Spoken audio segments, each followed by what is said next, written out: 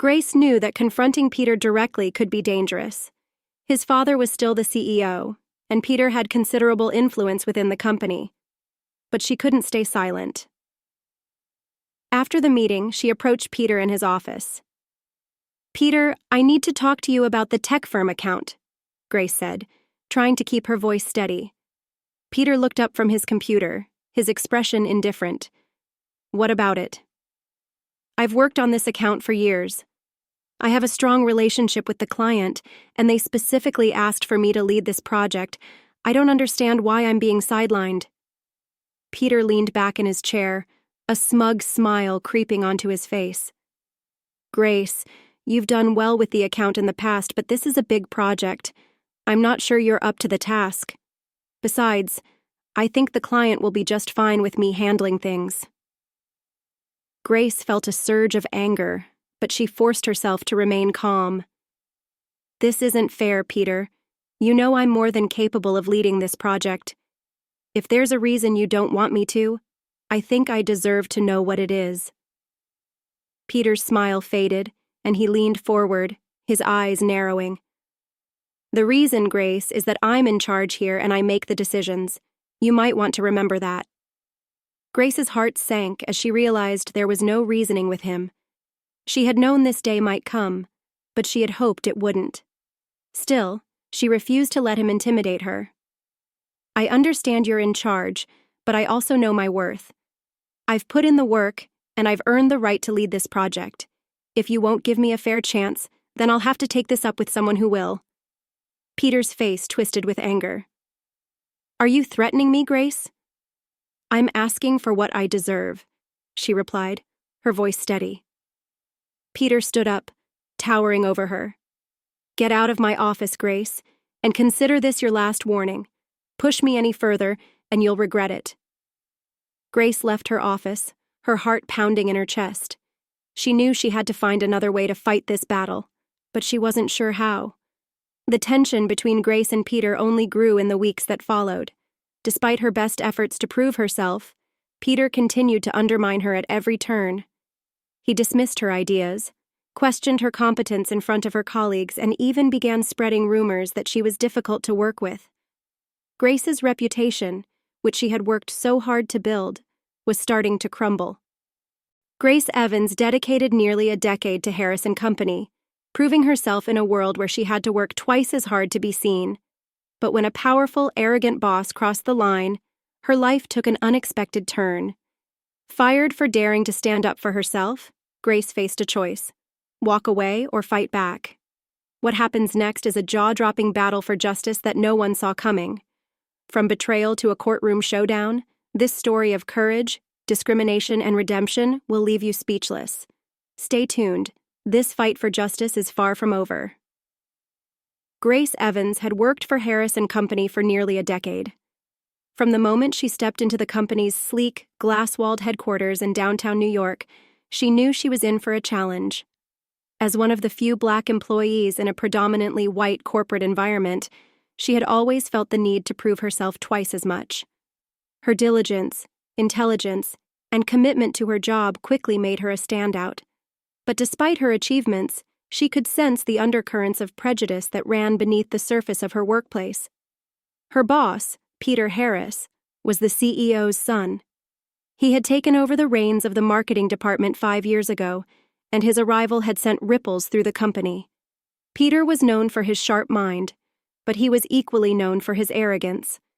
He came from old money, and it was clear that he believed his wealth and family name placed him above others. The way he treated Grace was a testament to that.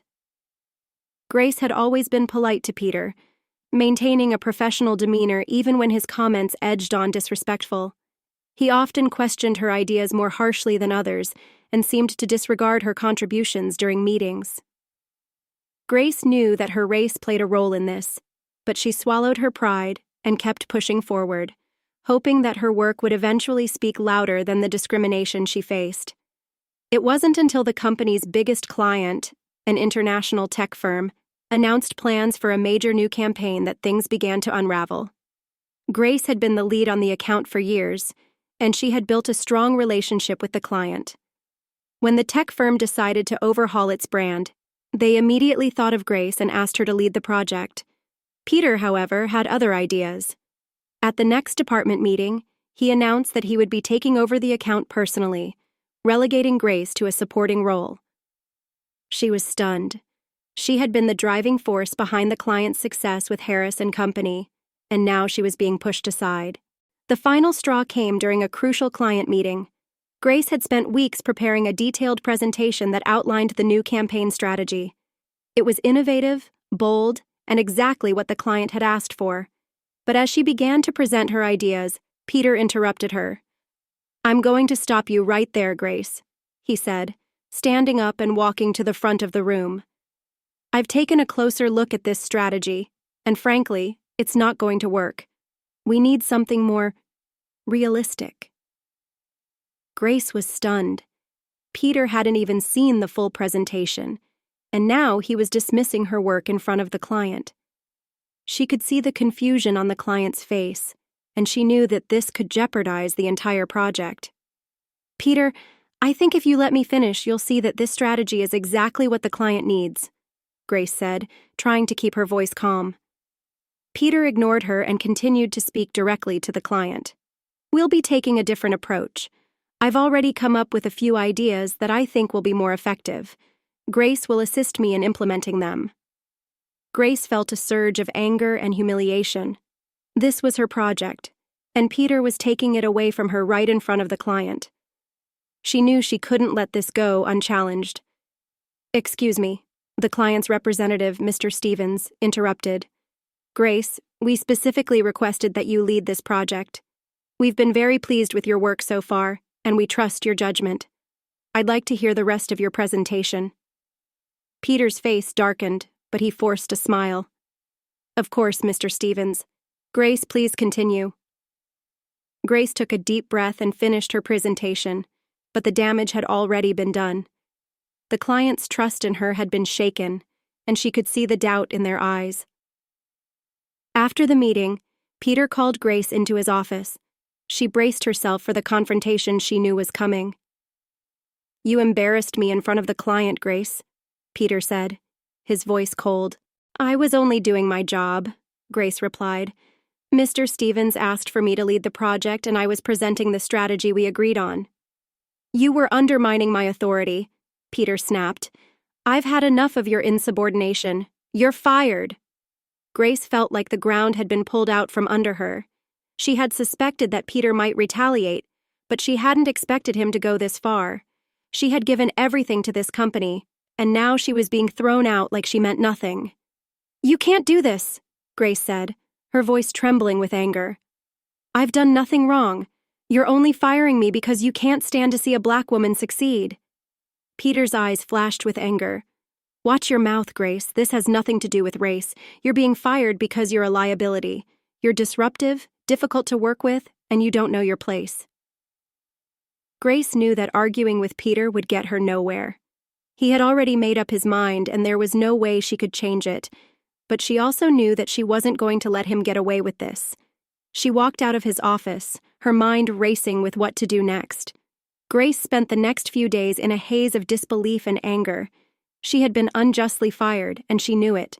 But she wasn't about to let Peter's discrimination go unchallenged. After talking to a few trusted friends and colleagues, Grace decided to take legal action against Harris and Company. She contacted a prominent employment lawyer, Ms. Karen Jenkins, who had a reputation for taking on cases of workplace discrimination. Karen listened to Grace's story with a serious expression, taking notes as Grace recounted the events leading up to her dismissal. "This is a clear case of racial discrimination," Karen said after Grace finished. "Peter Harris has been targeting you because of your race, and his actions are illegal. We can file a wrongful termination lawsuit against the company, and we can also go to the Equal Employment Opportunity Commission, EEOC, to file a complaint." Grace felt a sense of relief at Karen's words. She had been afraid that no one would believe her, that she would be seen as overreacting. But hearing Karen validate her experiences gave her the strength to move forward. Karen worked quickly, filing the lawsuit and the EEOC complaint within days. News of the lawsuit spread quickly through the company, and it wasn't long before Peter Harris was called into his father's office. "Peter, what's this about a lawsuit?" Mr. Harris, the CEO, asked, holding up a copy of the legal documents. Peter frowned. "It's nothing, just a disgruntled employee trying to cause trouble. Grace Evans. She's been difficult for a while now. I had to let her go." Mr. Harris studied his son for a moment. "Grace has been with us for nearly 10 years. She's one of our top performers. Are you sure there's nothing more to this?" Peter shrugged. "She's been insubordinate, undermining my authority. I had no choice." Mr. Harris didn't look convinced. "This is a serious accusation, Peter. If there's any truth to it, it could damage the company's reputation. We need to handle this carefully." Peter nodded, but inside he was seething. How dare Grace try to take him down? He was the one in charge, and she needed to learn her place. But as the legal proceedings began, Peter quickly realized that he was in over his head. Grace's lawyer was relentless, gathering evidence of the discrimination she had faced over the years. Several of Grace's former colleagues came forward to testify on her behalf, recounting instances where Peter had treated her unfairly or made racially insensitive comments. The lawsuit was beginning to attract media attention, and Harris & Company's reputation was taking a hit. The company's clients were starting to ask questions, and some were even considering taking their business elsewhere. Peter tried to remain calm, but he could feel the pressure mounting. His father was growing increasingly frustrated with him, and the board of directors was demanding answers. Peter knew that if the lawsuit went to trial, it could ruin him. As the trial date approached, Peter grew more desperate. He tried to negotiate a settlement with Grace, offering her a substantial sum of money to drop the lawsuit. But Grace refused. This wasn't about money for her. It was about justice. The trial was a media spectacle. Reporters packed the courtroom, eager to hear the details of the case. Grace sat at the plaintiff's table, her lawyer by her side, while Peter sat with his legal team, trying to maintain his composure. The testimony was damning. Several of Grace's former colleagues testified about the discrimination they had witnessed, and emails were presented as evidence, showing Peter's racially charged comments and his efforts to undermine Grace's work. But the most shocking moment came when Mr. Stevens, the client representative from the tech firm, took the stand. He testified that he had been impressed with Grace's work and had specifically requested that she lead the project. He confirmed that Peter had dismissed Grace's presentation without cause and had tried to take over the project himself. "Grace Evans was the reason we chose Harris & Company for our campaign," Mr. Stevens said. "She's talented, hardworking, and understands our brand better than anyone. We were very disappointed with how she was treated, and we're reconsidering our partnership with the company." The courtroom buzzed with whispers as Mr. Stevens stepped down. The damage to Peter's reputation was clear, but the final blow came when Mr. Harris, the CEO, took the stand. He looked tired, his face lined with stress. "I trusted my son to lead the marketing department," Mr. Harris began. "But I see now that I was wrong. I've always believed in treating our employees with respect and fairness, regardless of their race or background. I'm deeply ashamed of how Grace Evans was treated, and I want to apologize to her publicly." Peter's face drained of color as his father continued. "Effective immediately, Peter Harris is no longer employed at Harris & Company. We will be conducting a thorough review of our company's policies to ensure that something like this never happens again." Grace felt a wave of relief wash over her as she listened to Mr. Harris's words. She had fought for justice, and she had won. The news of the trial and Peter Harris's firing spread quickly. Harris & Company faced intense scrutiny in the weeks that followed, with many clients choosing to sever ties with the company. Mr. Harris, determined to rebuild the company's reputation, implemented new diversity and inclusion policies, and launched a company-wide training program to address unconscious bias and discrimination. Grace received a significant settlement from the lawsuit, but more importantly, she had cleared her name. She was approached by several companies with job offers, all of them impressed by her courage and determination. Eventually, Grace accepted a position with a top advertising firm, where she was given the opportunity to lead her own team.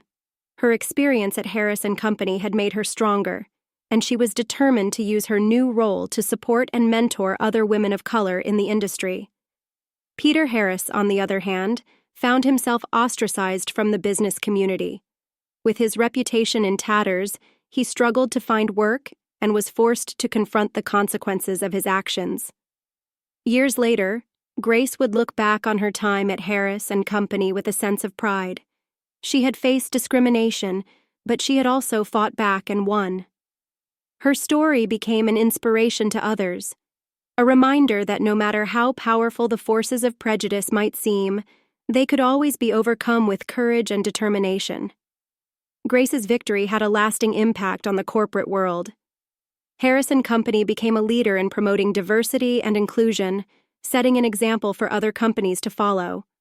Grace's story was shared widely, and she was invited to speak at conferences and events about her experiences. She used her platform to advocate for change, pushing for more opportunities for marginalized communities in the workplace. Her efforts led to the creation of scholarships and mentorship programs aimed at supporting young people of color who aspired to careers in marketing and advertising. In the end, Grace Evans' story was not just one of personal triumph but of systemic change. She had stood up to injustice and, in doing so, had paved the way for others to follow in her footsteps.